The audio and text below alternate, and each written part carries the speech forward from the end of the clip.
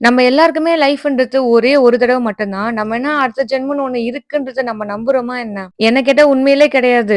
நானே கூட street dog எதனா இறந்துருச்சுன்னு வச்சுக்கோங்களேன், அதுக்காக நம்ம எல்லாருமே பிரேயர் பண்ணுவோம்ல. அப்ப நான் என்ன தெரியுமா பிரேயர் பண்ணுவேன்? ஒண்ணு அடுத்த ஜென்மம் இதுக்கு இருந்துச்சுன்னா, மனுஷனாவே பொறக்கணும். அதே மாரி ஆரோக்கியமாவும் பொறக்கணும். அப்படி இல்ல அப்படின்னா, தயவு செஞ்சு எந்த பிறவியுமே வேணாம். மேலே வச்சுக்கோங்க கடவுளேன்னு வேண்டிப்பேன் நானு. ஏன்னா, நம்பளே ரொம்ப மோசமான சமுதாயத்துல தான் வாழ்ந்துட்டு இருக்கோமே! இந்த மாரி சமுதாயத்துல பொறக்கறதுக்கு நம்மலாம் பொறக்காமலே இருக்கலாம் உண்மையிலே. நம்ம வாழ்ற இந்த வாழ்க்கையில ஒரு வட்டத்த போட்டுட்டு அதுக்குள்ளவே இருக்கறதுல எனக்கு பெருசா ஈடுபாடு கிடையாது. மத்தவங்களுக்காக வாழ்ற அந்த வாழ்க்கை எனக்கு சுத்தமா வேண்டான்னு தான் நான் சொல்வேன். பட் ஆனா ஊர் ஆளுங்க பாப்பாங்க, என் சொந்தக்காரங்க பாப்பாங்க அப்படின்றதெல்லாம் எனக்கு சுத்தமா அந்த பேச்சே வேண்டாம் எனக்கு.